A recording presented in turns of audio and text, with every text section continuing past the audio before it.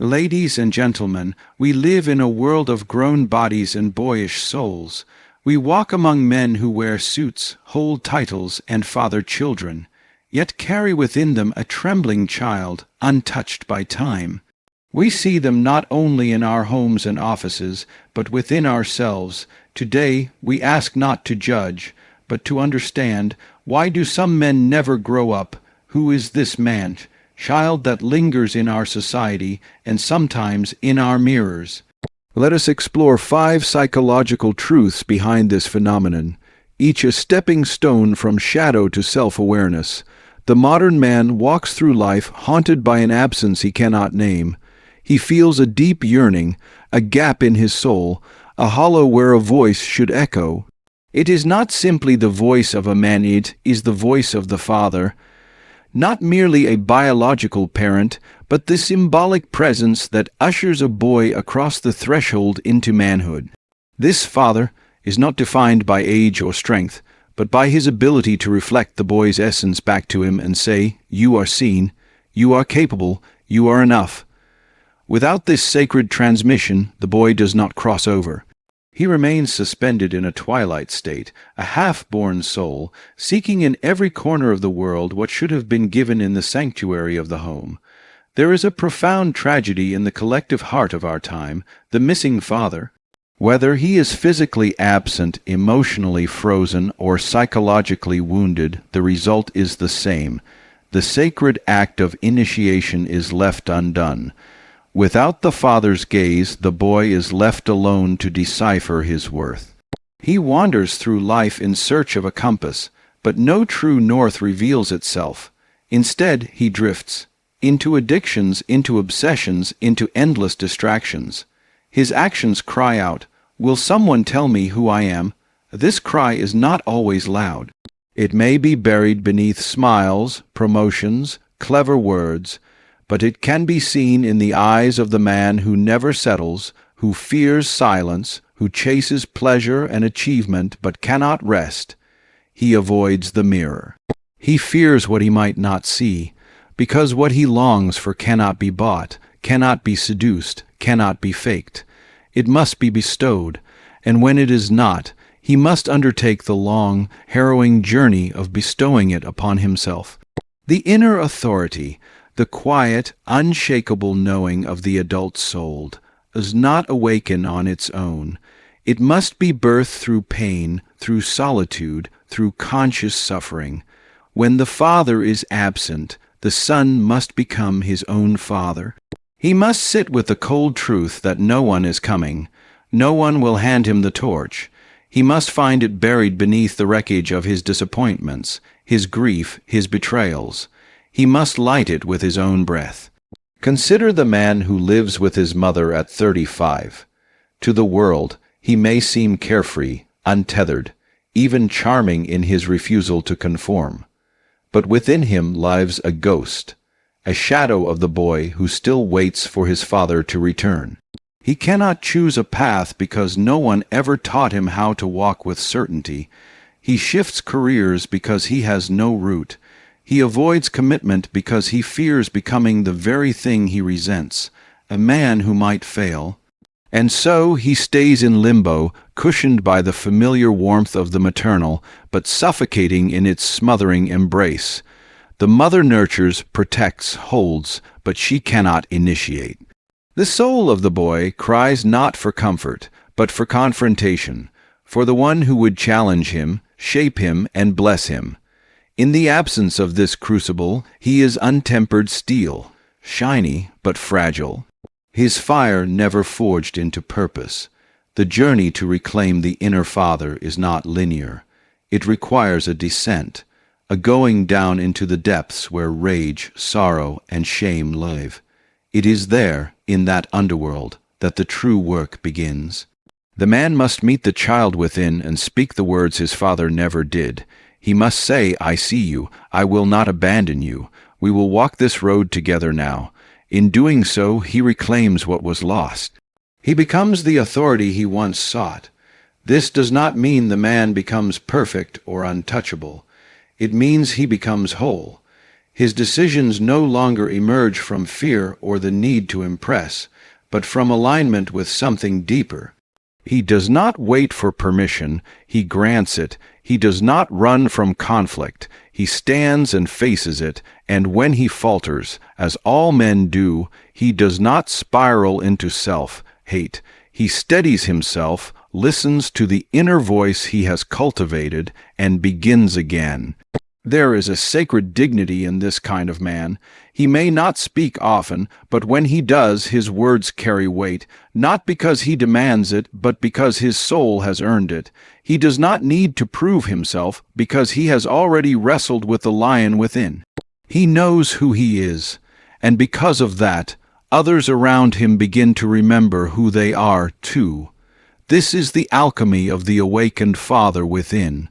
It transforms not just the man, but his relationships, his community, and even his lineage. What was once broken becomes a seed. What was once missing becomes a mission. The chain of absence ends with him, and from him a new presence is born. The absence of the father is a wound, but it can become a womb. From it, the new man is birthed, a man who walks not in the shadow of what was lost, but in the light of what he has become. He no longer begs the world to see him. He has seen himself. He no longer waits for the Father's voice. He has become the voice, and this voice, firm, tender, unwavering, calls others into their own becoming. It says to the next generation, "You are enough. Now carry the torch." There is a peculiar and tragic architecture that forms within the soul of a man overwrought on comfort. It is not the absence of love that wounds him, but its overabundance in a form distorted by fear. When the maternal instinct, so sacred and necessary in early life, stretches past its rightful season and clings with anxious hands to the child now becoming a man, it does not nurture. It smothers. What begins as care ends in captivity. The mother, perhaps acting from her own unhealed wounds, becomes a protective canopy so dense that no light of hardship can filter through. The boy does not learn the necessity of standing because he has always been held. When a soul is denied the friction of the world, it cannot form calluses. Without those marks of resistance, it remains soft, timid, and unsure. It becomes a vessel filled by others rather than one pouring forth its own essence. Pain is the great teacher of distinction. It carves identity. Without it, a man floats in a formless ether, dependent and uncertain, always seeking another to shape his experience for him. In such men, we see a longing to act paired with a paralysis of will. They do not trust themselves. They cannot, because their development has been arrested in the name of love. Mark's story is not unusual. It is heartbreakingly common. A man of talent, soul, and vision, with a hand that could move people through color and shadow, and yet his work remains unseen. The fear of judgment, of not being adored, chains him, not because he lacks courage by nature, but because he has never tasted the necessity of risk. His mother's love, once a warm embrace, has become a shroud that muffles the cry of his soul. Even now, well into the fullness of adult life, she edits his words. She continues to wrap him in protection, believing this is care. But in truth, it is an unconscious attempt to keep him small enough to need her. This kind of love does not liberate. It entangles. It whispers, "You will be safe if you remain close." And the boy hears, "You will be unloved if you step away." Thus, his spirit is caught in a perpetual twilight, not quite child, not quite man. The world, with its sharp edges and wild terrain, becomes terrifying because it is unknown. But the unknown is the crucible of transformation.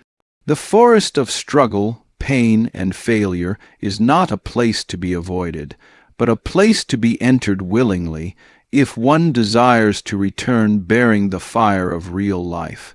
A man becomes whole when he learns to endure his own suffering without fleeing. When he cries not to elicit rescue but to cleanse. when he fails, not to be saved, but to learn. This sacred independence is not born in ease, but in tension, in the heartbreak of standing alone, in the resistance of criticism, in the storm of rejection. These are the rites of passage that forge the inner self. Without them, a man may possess intellect, charm, even ambition, but his foundation is sand. The soul cries out to be initiated. It aches to pass through the threshold between safety and sovereignty. But if at every pain, every stumble, every doubt, a soft hand appears to pull him back into the cocoon, he remains larval, swollen with potential, but unformed. He will seek mothers in all things, in his partner, in his job, in the systems around him. He will beg for shelter, not knowing he already possesses the wings to fly, but wings, like all strength, grow through use, and use demands separation. The danger of the overmothered soul is not only its stunted growth, but its unfulfilled hunger. There is a kind of madness that grows in a man who knows he is capable of more, but cannot break through the invisible membrane around him. He may lash out at others or fall into despair, but the true conflict is within. He is not at war with the world. He is at war with the idea that he needs it to hold him. He is haunted by the comfort that coddled his becoming. And yet the path remains, it always does. No matter the age, the door to the wilderness is never locked. The wild wood waits for the man brave enough to step beyond the garden. The journey is not safe. It is not easy, but it is necessary. One must fail, one must hurt, one must confront the echoing emptiness of solitude and learn to fill it with his own fire, the fire that comes from forging meaning, not receiving it, the fire that cannot be handed to him, but must be kindled from within. The modern world does not reward this inner work. It celebrates ease, convenience, and external validation, but the soul does not care for applause. It craves authenticity. It wants to be tested, not praised. It yearns for depth, not comfort. To follow this yearning is to embrace the sacred wound, the wound that does not destroy but opens. In that opening, life floods in. And from that life, a man emerges not as an echo of his mother's dreams, but as the living embodiment of his own purpose. Let no man mistake love for limitation. Let no man mistake ease for peace. The soul does not want to be caged in velvet. It wants to run with bloodied feet through the dark, to howl at the moon, to collapse in exhaustion and rise again with clearer eyes. It is only through this journey that he finds the fire, and it is only by carrying that fire that he becomes a light unto others. For what the world needs now is not more obedient sons, but awakened men, men who have tasted their own fear and walked through it, men who have burned in the fire of becoming and returned with embers for the rest of us.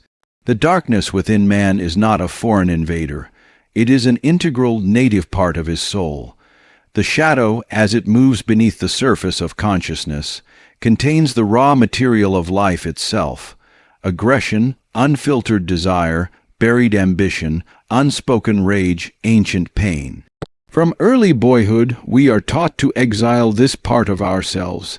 Be kind, they say, be good, don't cry, don't shout. These commands, though often wrapped in love, become the chains that bind the wild, vital aspects of our nature. The boy learns to smile when he is furious, to apologize when he is not at fault, to shrink himself in order to be accepted. But the price of this civility is the loss of authenticity. This exile of the shadow creates a man who is half alive. He becomes a shell of expectations, a pleaser, a performer, a ghost who walks in the world wearing the mask of the nice guy. Beneath that mask simmers a storm, and the storm does not die in silence. It finds new and twisted expressions. The suppressed shadow will not rest quietly. It returns as addiction in the bottle or the screen. It appears as sudden violence in the home or in the mirror. It reemerges as quiet depression, the slow suffocation of the unlived life. In denying his darkness, a man becomes its puppet. There is no external enemy more dangerous than the unacknowledged enemy within.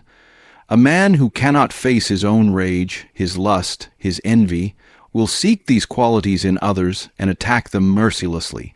He will vilify his partner for being too emotional, his boss for being too controlling, society for being too broken. But what he hates in them is what he cannot accept in himself. He is haunted, not by monsters in the world, but by the ghost of the self he disowned. Consider the man who stumbles into therapy, bewildered and broken. He says, "I don't know why I keep sabotaging my relationships." But as he speaks of his past, the truth begins to surface. His father, an unpredictable storm of rage and silence, became the blueprint for all he fears. "I promised I'd never be like him," he whispers, but the irony is that in suppressing his father's shadow, he became its reflection. Silent, disconnected, afraid. The breakthrough does not come from rejection of the father, but from reclaiming what was feared. "I am angry," he finally says, and in that moment, something ancient awakens. To acknowledge the shadow is not to be consumed by it. It is to give it shape, language, purpose. Anger can become courage. Lust can birth passion. Pain can create wisdom. The man who turns inward and walks the path of his own darkness emerges not as a monster, but as a whole being, not perfect, but real. And in this authenticity, he finds the power to love, to lead, and to live, fully and without shame. There is a profound emptiness in the soul of the modern young man, a silent void where once there was fire and transformation. In ages past, a boy did not merely grow into a man by the passage of time, or by the accumulation of superficial achievements.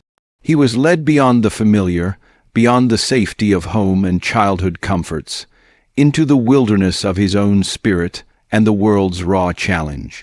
In that crucible of trial, whether it was the biting cold of night, the hunger of uncertainty, or the searing test of endurance, he encountered himself. He wrestled with fear, with doubt, and with the possibility of death, both literal and metaphorical.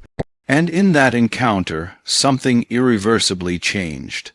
The child was broken down, stripped of illusions, and then forged anew, emerging not only stronger but wiser, with a claim to purpose and belonging. This was the ancient rite of passage, the sacred ordeal that marked the birth of a man. Today, this vital passage has been lost, obscured beneath layers of distraction and convenience. The forest no longer calls, the fire no longer burns. Instead, boys enter a world of ephemeral victories, college parties that fade with the dawn, video games that simulate heroism, but offer no true risk, career steps measured by titles and salaries, rather than by courage or character. These are hollow rites, hollow fires that cannot transform. They produce men who have yet to meet themselves face to face, men who have not tasted the bitter and sacred challenge of becoming. This absence manifests deeply within. Studies reveal a stark reality. 1 in 3 young men under 30 confess to a gnawing sense of purposelessness, a disconnection from any clear path forward. Without mentors, without the call to something greater, they drift. This is not mere confusion. It is a wound to the spirit, a hunger for meaning unmet. The soul, in its ancient wisdom, cries out for trial, for challenge, for confrontation with the unknown. Without this, a man cannot stand fully in the world. He becomes untethered, adrift in a sea of comfort and distraction, but devoid of the anchor that meaning provides. True growth demands more than ease. It demands that a man face a reality larger than himself, a task or trial that cannot be mastered without sacrifice and responsibility. This is not about reckless risk or chaos, but about the willingness to step into discomfort, to bear weight, and to rise to the demands of life with strength born not of privilege, but of struggle. It is in these moments, when a man confronts the darkness within and the uncertainty without, that he finds the line between boy and man, the sacred threshold where purpose is born. When a man embraces this challenge, he does not merely survive, he is transformed. He discovers a deeper sense of self, an inner authority, and a connection to something beyond fleeting pleasures. The trials are the forge, and responsibility is the fire. To be a man is to carry the weight of this fire, to be shaped by it, and in turn to light a path for others who follow. In reclaiming this lost right, men reclaim their souls and the power to shape their destinies. Without it, they remain shadows, lost not only to themselves, but to the world that so desperately needs their courage and purpose. There is a radiant innocence in the spirit of the boy, a light that flickers with unbound possibility. He dances on the edge of dreams, untouched by the weight of responsibility, and sees the world as a canvas where anything can be painted. The boy's heart pulses with the rhythm of endless wonder, and his eyes sparkle with the conviction that life is a playground without end. This innocence is not mere naivety, but a sacred state of potential, a wellspring of creativity and hope. Yet this very potential can transform into a silent captor, turning the boy into a prisoner of his own becoming. To remain forever in the realm of what might be is to inhabit a twilight zone where time is both friend and foe. The eternal boy clings to the promise of possibility, but shuns the realities that give those dreams substance. He is enamored with beginnings, but terrified of conclusions. His world is a mosaic of half-started adventures, shimmering with the allure of novelty, but void of the weight that completion demands. Like a song left unfinished, his life vibrates with tension and restlessness, never quite resolving into harmony. In the search for affirmation, the eternal boy craves applause without the labor that true achievement requires. Praise becomes a substitute for progress, and admiration replaces authentic growth. His relationships, too, reflect this pattern, filled with illusion rather than depth, romance rather than partnership. Boundaries are seen as chains, schedules as shackles, and maturity as a loss of freedom rather than an evolution of the soul. This resistance to limitation is not mere rebellion, but a profound fear of the unknown territory that lies beyond childhood's safe harbor. Yet this figure is not a simple fool. The eternal boy is often blessed with intelligence that sparkles like stars in a dark sky, charm that disarms even the most guarded, and sensitivity that tunes him to the quiet melodies of human emotion. These gifts make his plight all the more tragic. Potential becomes a cruel master, whispering promises of greatness while delivering only frustration. It is a mirage in the desert, beckoning with the allure of water that remains forever out of reach.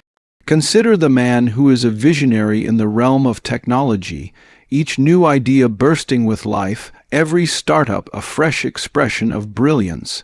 Yet, as the moment of seriousness approaches, when persistence is required, he turns away, declaring that the magic is lost once the work becomes real. This refusal to embrace maturity is a refusal to embrace himself fully, for to grow is to confront the shadows that lurk beneath the surface of light. It is to accept that limitation is not a cage but a framework within which creativity and commitment can flourish. True maturation is a dance with constraint, a graceful acceptance of structure that paradoxically frees the spirit to soar. It is in devotion, whether to a craft, a cause, or a relationship, that the eternal boy finds transformation. The dignity of perseverance reveals the depth behind the shimmer of potential. When the boy steps beyond his own illusions and embraces the richness of reality, he discovers not loss but gain, not prison but freedom. The beauty lies not in endless beginnings, but in the courage to see things through, to bring dreams into the light of day, and to live fully within the limits that shape and define us. So why do some men never grow up? Because no one showed them how, because staying a boy feels safer than becoming a man, because growth requires loss, pain, and sacrifice.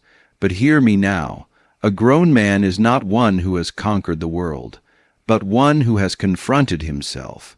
He holds both the child and the shadow, the dream and the duty, the love and the loneliness. He may stumble, but he does not retreat. So to every man, child within us, you are not broken.